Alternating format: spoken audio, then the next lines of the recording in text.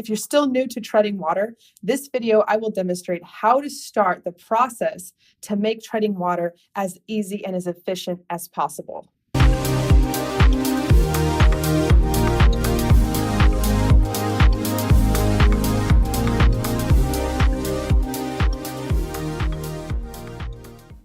Hey everyone, welcome back to the SWIMVICE channel. I'm Coach Mandy, and in this video, I'll be breaking down some steps and strategies to help you begin and start the process of learning how to tread water, both with just sculling and also with Eggbeater. So keep watching. Of course, before I get started, if you're new to this channel, don't forget to hit the subscribe button at the bottom right-hand corner. So in this video breakdown, first I'm going to go through the importance of finding your own buoyancy in order to be at the right level to tread water, followed by learning a different skill that will ultimately lead you to treading water properly, followed by key points to make your technique more efficient. So I showed this demo in an earlier video, but I want to go through this again because in this buoyancy test, I'm tucking myself into a ball and holding my air back without exhaling. What this is going to do is help you discover exactly how much air you need to have in your lungs in order to stay at the surface of the water. If you don't, that means that you're not fully taking in enough air in order to maximize this buoyancy level. So go through this in a shallow pool so you start to understand how much air you really need.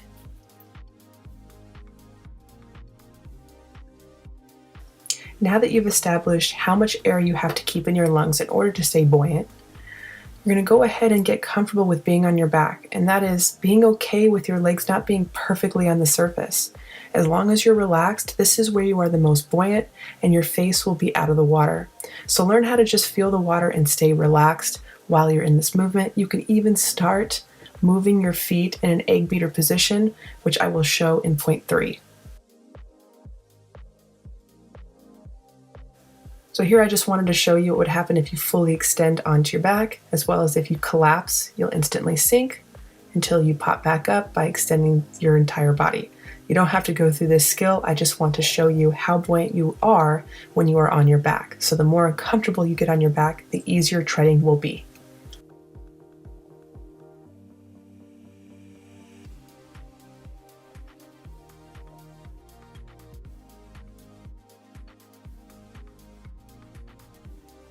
Okay, so paying attention to the feet is first you want to keep your feet as flat as possible, and with your right foot or your right heel you want to drive in a counterclockwise circle.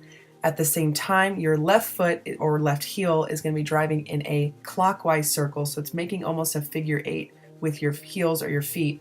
And at the same time, you're just feeling the water side to side with your arms or your hands. As long as your elbows are completely out and your knees are wider, the easier treading will be. If you keep your knees as close to your chest as possible, also it will be much easier to tread. I also want to make note that in order to keep my face out of the water right now, I have taken an inhale of air and I'm not exhaling my air. I'm keeping my air in my lungs because I know my buoyancy level is to keep at least 50% of air in my lungs at all times.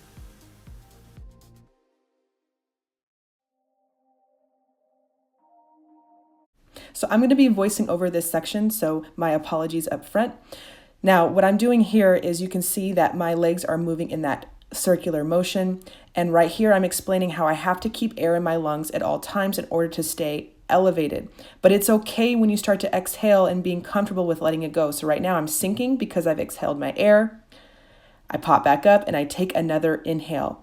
I can still talk while having that air in my lungs, but I'm explaining here to be perfectly okay with that little bit of sinking, as you will pop up again by just sculling your arms a little bit more. Right here, I am bending my knees with absolutely no Eggbeater. I'm just sculling my arms side to side with my arms wide open, and this is what's supporting me to keep my head out of water.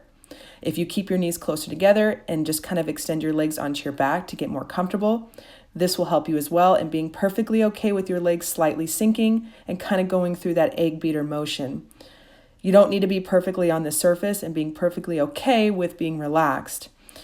As long as you're sculling your arms side to side and not in a frantic manner, but relaxed, just feeling the water and being comfortable with it is the easiest part to start first, and keeping your knees as close to your body as possible. The more vertical they are, the harder it is. All right, so I hope you enjoyed those video demonstrations, and this will help you get started with the process of learning how to tread water. Remember, it is a process. Be patient with it and understand that as you relax further, treading becomes easier and easier. Now, I want to end this video with a question for you. Have you figured out a way to tread water comfortably, whether it's Eggbeater or just sculling your arms? Drop a comment below and let me know what it is. And of course, if you like this video, don't forget to give this video a thumbs up, share it with your friends, and click the links in the description below to help with your training. All right, you guys, I'm signing off, and don't forget to like, comment, and subscribe, and of course, stay tuned for more.